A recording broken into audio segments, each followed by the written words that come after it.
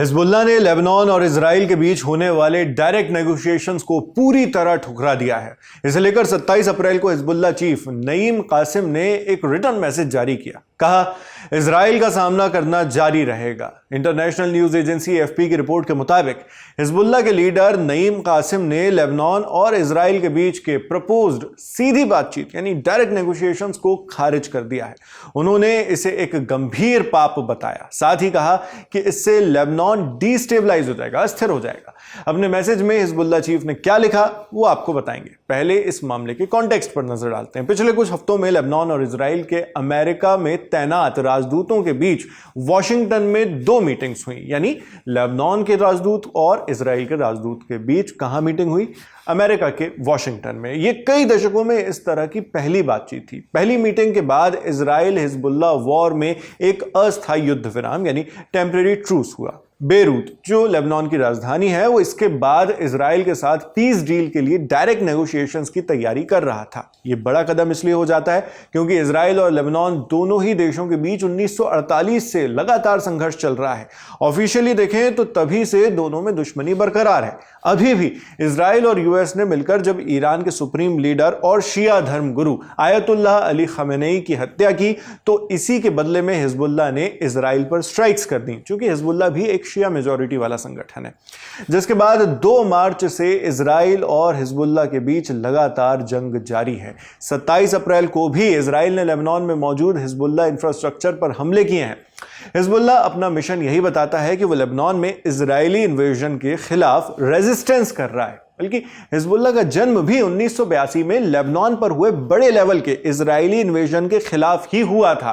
लेकिन इजराइल के साथ हिजबुल्लाह की इस जंग को रोकने के लिए लेबनान सरकार ने हिजबुल्लाह को डिसआर्म करने का फैसला लिया, यानी हिजबुल्लाह के हथियार और उसकी मिलिट्री ताकत को खत्म करने का फैसला लिया। इसी कॉन्टेक्स्ट में हिजबुल्लाह के लीडर नईम कासिम ने एक मैसेज जारी किया और इस तरह के डायरेक्ट नेगोशिएशंस का विरोध किया। क्या कहा नईम कासिम ने, सुनिए। कुर्बानी, इज्जत और दुश्मन की हार के इस माहौल में लेबनान की हुकूमत ने एक ऐसा फैसला लिया है जो अपमानजनक है, मुफ्त में दिया गया है और जिसकी कोई ज़रूरत ही नहीं थी। इसकी इकलौती वजह है बिना किसी बदले के सरेंडर। ऐसा सरेंडर जो बकरी की छींक के बराबर भी कीमत नहीं रखता। हम लेबनान हुकूमत और इजराइल के बीच हो रही आमने सामने की सीधी बातचीत को पूरी तरह और साफ तौर पर खारिज करते हैं। लेबनान की सत्ता में बैठे लोग ये अच्छी तरह समझ लें, उनका ये रवैया न लेबनान के काम आएगा न उनके खुद के काम आएगा।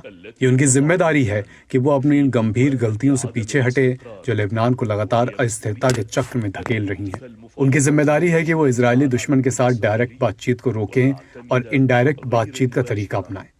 उनकी जिम्मेदारी है कि वो 2 मार्च के उस सरकारी फैसले को रद्द करें जिसने रेजिस्टेंस को और रेजिस्टेंस करने वालों को अपराधी घोषित कर दिया था। इस फैसले ने लेबनान के आधे से ज्यादा आबादी को ही मुजरिम बना दिया। हम लेबनान और उसके लोगों के डिफेंस के लिए अपना रेजिस्टेंस जारी रखेंगे। हम 2 मार्च से पहले की स्थिति में वापस नहीं आएंगे। हम इजरायली आक्रामकता और हमलों का जवाब देंगे और उसका डटकर सामना करेंगे। दुश्मन चाहे कितनी भी धमकियां दें, हम पीछे नहीं हटेंगे, हम झुकेंगे नहीं और हम हारेंगे नहीं। यह सुनकर एक बात साफ समझ आती है कि हिजबुल्लाह इन डायरेक्ट टॉक्स के लिए बिल्कुल भी पॉजिटिव नहीं है। इसकी वजह वो कुछ शर्तें हैं जिन्हें यूएस के साथ मिलकर लेबनान सरकार और इजराइल आपस में डिस्कस कर रहे हैं। अमेरिकी विदेश मंत्रालय ने बताया है कि इस पीस एग्रीमेंट में इजराइल को यह अधिकार दिया गया है कि वो समझौता हो जाने के बावजूद हिजबुल्लाह को निशाना बनाना जारी रख सकता है, नहीं जब चाहे तब हिजबुल्लाह को निशाना बना सकता है। यही वो सबसे बड़ी शर्त है जिसका हिजबुल्लाह कड़ा विरोध कर रहा है। उनका कहना है कि इस समझौते का पूरा दस्तावेज उस कैबिनेट के सामने रखा ही नहीं गया जिसमें वो और उनके सहयोगी शामिल हैं। इसी को लेकर हिजबुल्लाह प्रमुख नईम कासिम ने कहा, क्या इजरायली दुश्मन के साथ मिलकर सरकार ने अपने ही लोगों के खिलाफ काम करने का फैसला कर लिया है? वहीं लेबनानी अधिकारियों का कहना है कि अमेरिका की स्पॉन्सर्ड की हुई यह बातचीत शांति के लिए है। कासिम ने सरकार से कहा कि यह सरकार ऐसे नहीं चल सकती जब वो लेबनान के अधिकारों को नजरअंदाज कर रही हो, अपनी जमीन छोड़ रही हो और बाहरी हमलों का रेजिस्टेंस करने वाले अपने ही लोगों का विरोध कर रही हो।